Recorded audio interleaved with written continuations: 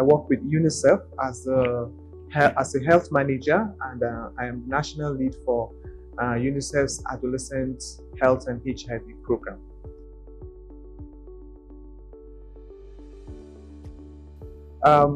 It's such a great privilege, and it's also a landmark that this conference is happening at this time, led by the great work of SAYPHIN.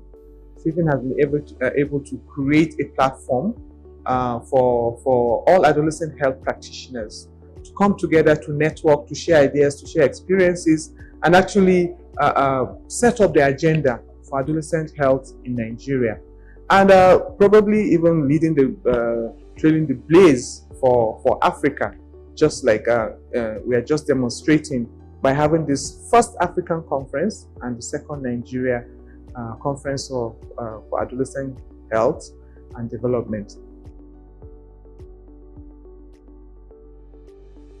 Adolescence, as we all know, is a window of opportunity. The second decade of life is a second opportunity to reposition human beings, because every human being passes through the transition of adolescence, and no country should take this opportunity for granted.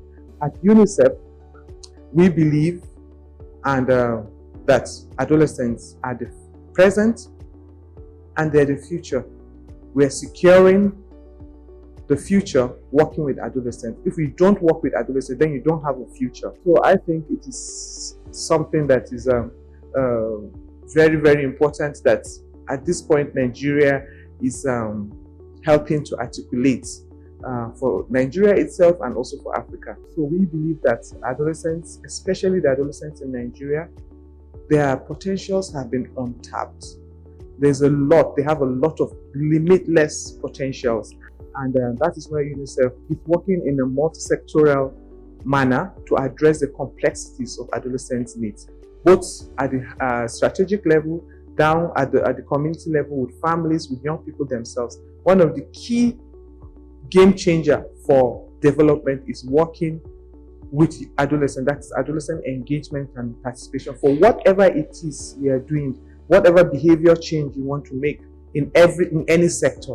The tipping point is working with adolescents. That is why we have this program called Generation Unlimited, and this has sort of helped to bring a platform to help partner. It's a partnership generally, because when you're working for adolescents and with adolescents, you cannot do it alone.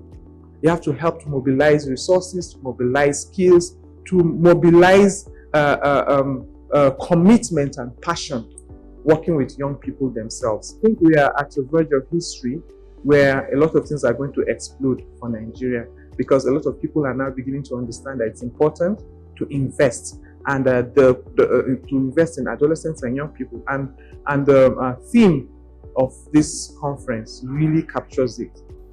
There have been a lot of promises by different people at different levels. It's about time to optimize the investments that needs to be done. Yes, we've made investments as UNICEF, at different UN organizations, as development workers. We've made investments, and we're trying to fulfill promises. Now the young people are asking us, come up now and fulfill those promises, optimize the investments, and I think it's a good call to action. So what next, especially for the young people? The platform is there. The vision has been laid out. It's time you engage. I know that engaging with adolescents and young people is not the normal way of life for most with government and with even at the family level.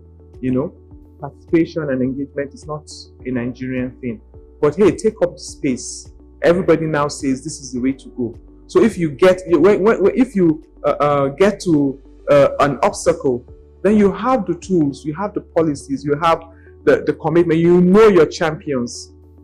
You take the move, because sometimes what people say is that, well, you've created the platforms, you've empowered them, but they are not, taking the space. So adolescents, it's your time. Young people, it's your time. Take up the space.